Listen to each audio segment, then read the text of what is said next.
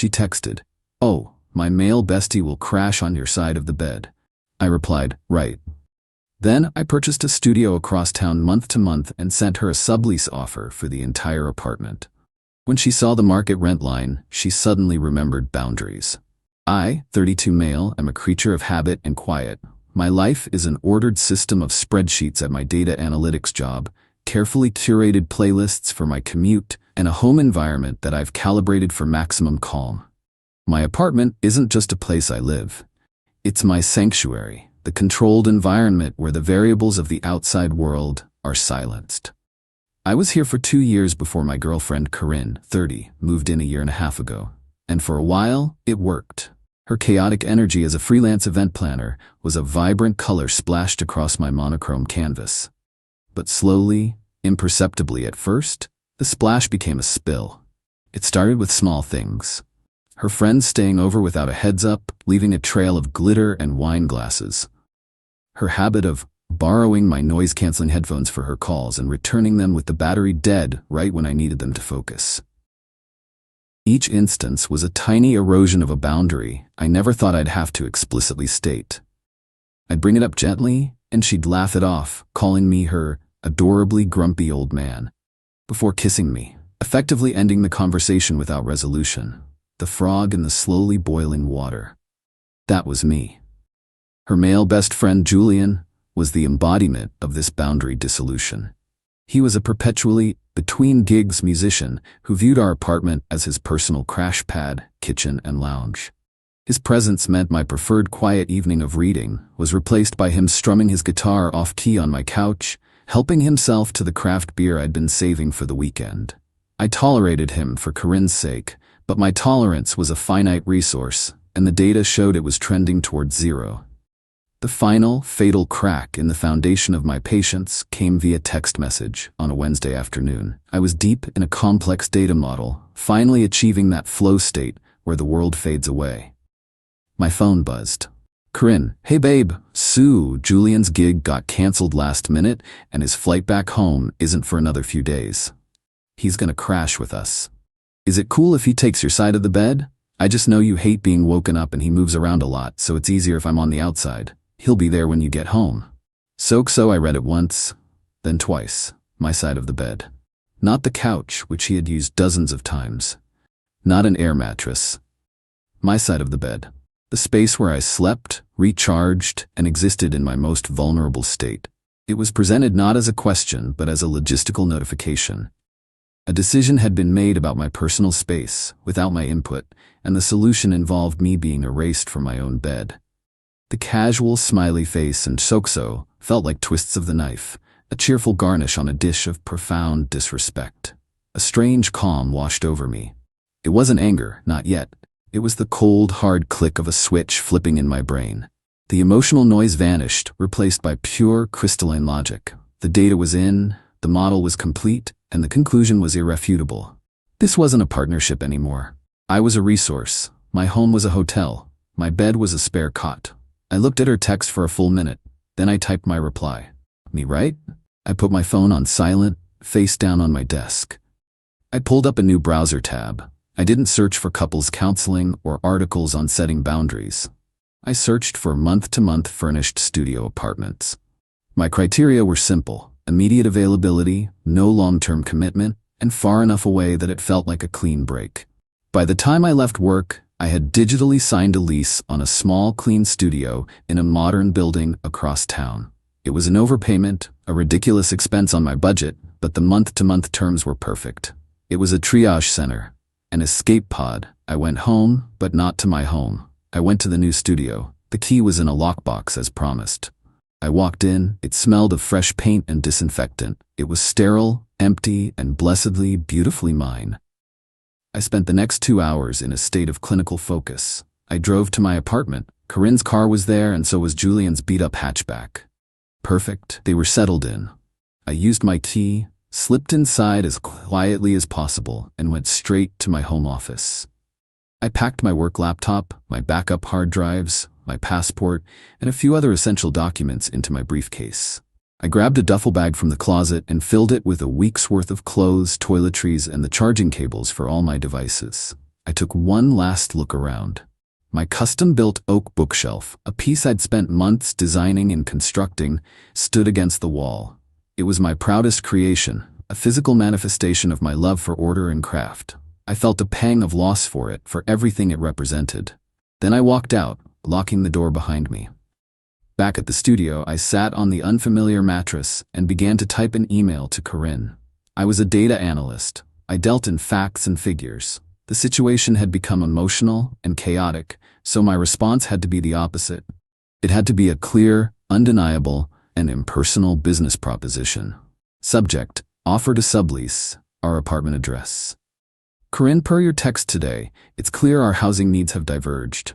I have secured alternative, temporary accommodation for myself effective immediately. This email serves as a formal offer for you to sublease the entire apartment at address for the remainder of my lease term. As you know, the lease is solely in my name. The terms are as follows: 1 monthly rent, $2,850.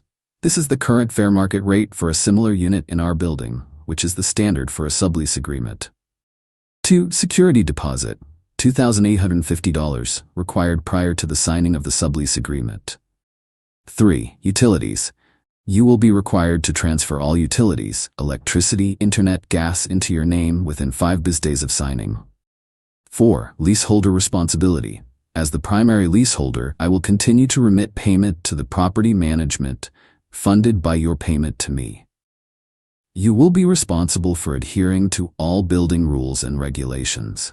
Please let me know if you accept these terms by Friday at 5 p.m.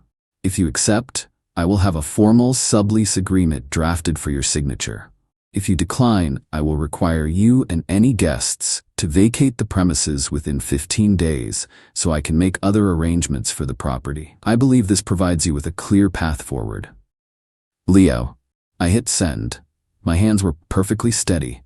I turned my phone off and went to sleep in a strange bed in a strange room, and for the first time in months, I wasn't worried about being woken up. Update 1. The silence lasted for 17 hours. It was a blissful, uninterrupted stretch of quiet that I hadn't realized I was so desperately craving. I woke up in the studio, made a cup of instant coffee, and worked remotely. It wasn't until around lunchtime the next day that I decided to turn my phone back on. It was like setting off a digital car alarm. A cascade of notifications flooded the screen. 23 missed calls from Corinne, 8 from Julian, 4 from her mom, Marla. The text scrolled like a real-time feed of her dawning horror. Yesterday, 8 p.m. Where are you? Julian and I ordered pizza. Okay, not funny. I saw your email. Is this some kind of joke?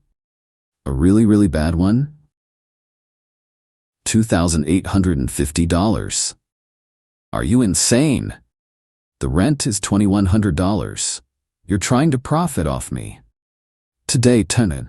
Pick up your phone, you coward. You can't just kick me out. I have rights. Julian looked it up.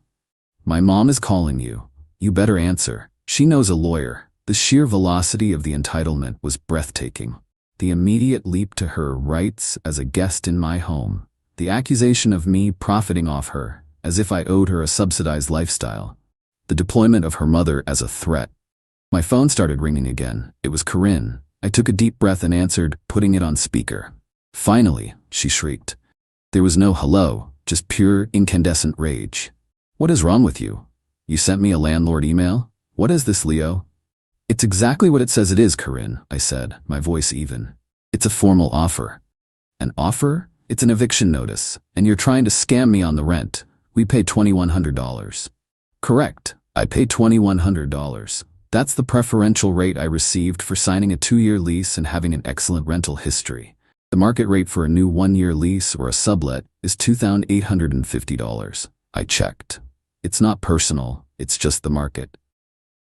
I could almost hear the gears grinding in her head as she struggled to process this. But I'm your girlfriend. You can't charge me market rate. The terms of our relationship appear to be under review, I said coolly. You made it clear my presence in my own bed was negotiable. So I've made our living arrangements negotiable. You have until Friday at 5. This is about Julian, isn't it? You're this insecure? He's my best friend. It was just for a few nights. It was about being notified that I no longer had a claim to my own side of the bed. It was the final data point in a very long trend line, Corinne. The decision is made. There was a muffled sound and then Julian's voice came on the line.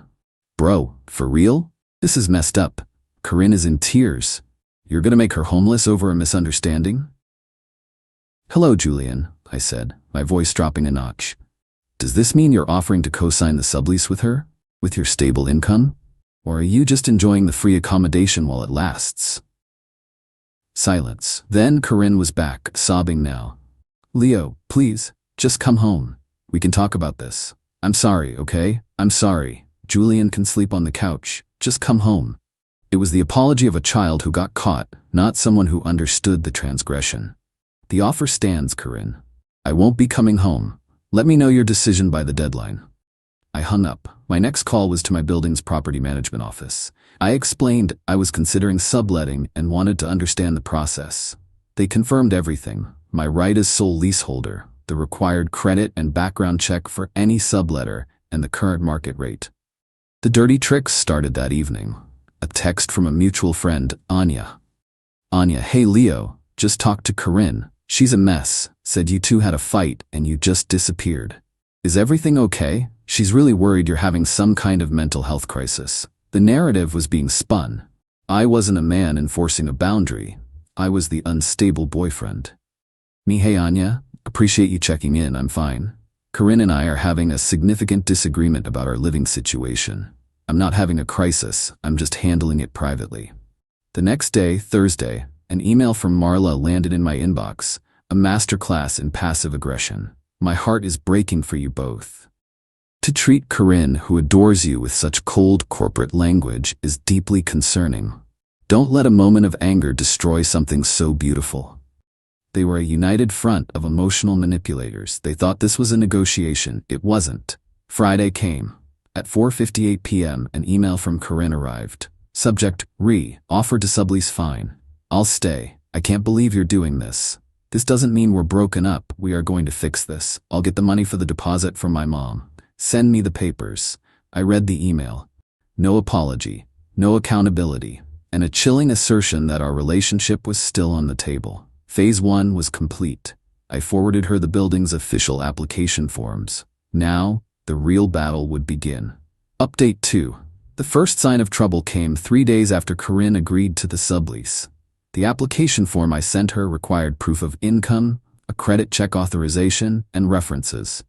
Instead of the completed forms, I received a text. Corinne, this is ridiculous. You know my income. And a credit check? You're my boyfriend, not a stranger. Just tell the landlord I'm approved. You can vouch for me.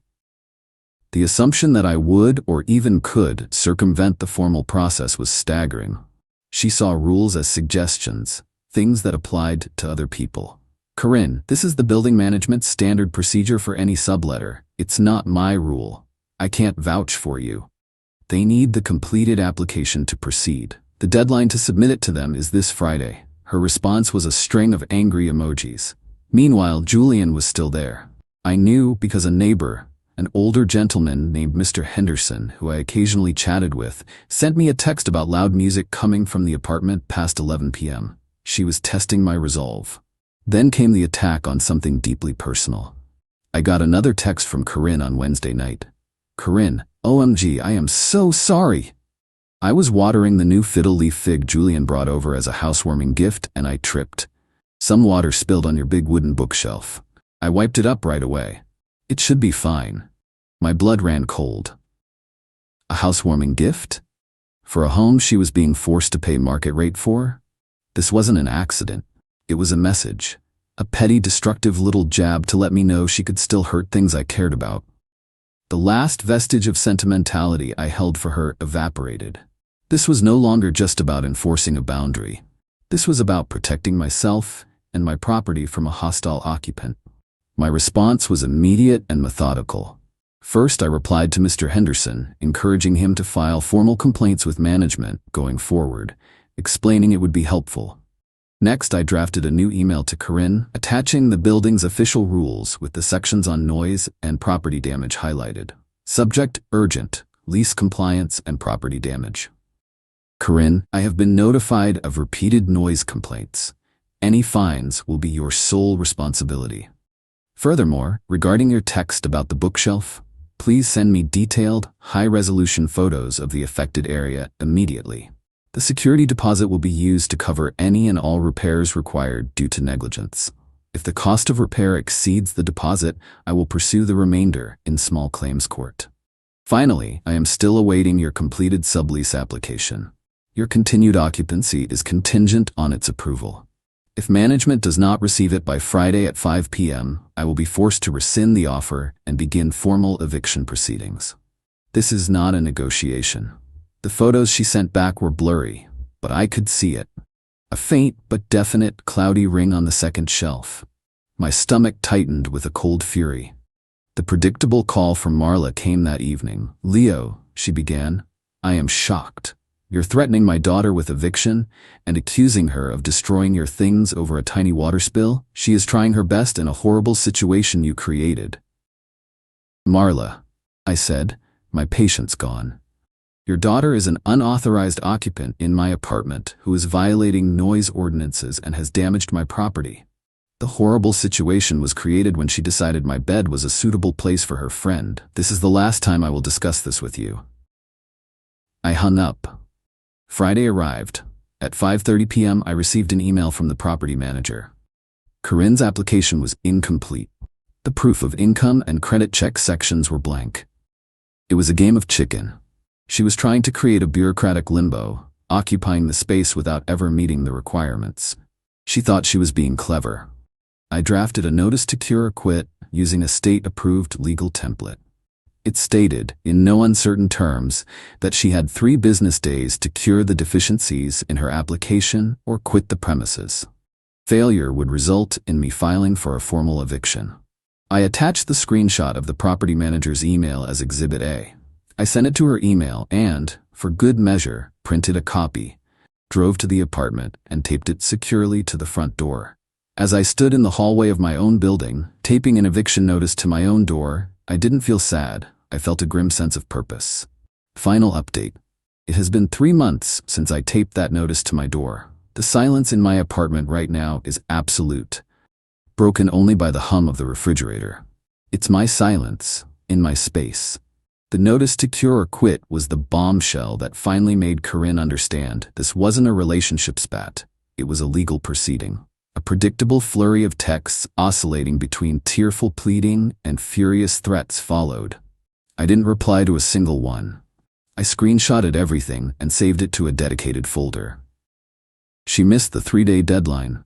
On the 4th day, I paid the filing fee and officially filed for a formal eviction in housing court. She probably imagined a dramatic courtroom scene. What she got was a summons to a dry, procedural hearing in a drab municipal building. At the hearing, she and Marla showed up dressed for a funeral.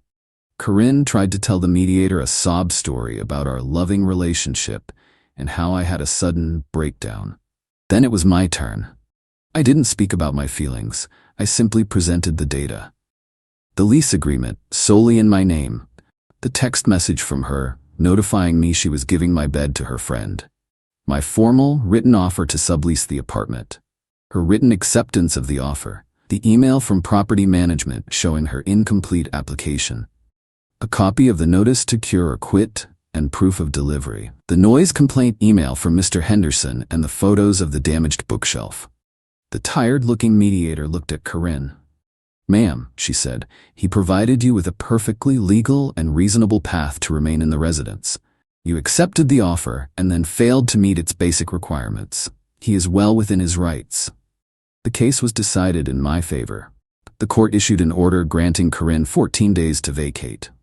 Julian, unsurprisingly, had vanished the moment court papers were served. The move-out day was tense. I arranged with the landlord to be there, along with a building security guard, to supervise. I didn't want any false accusations of theft.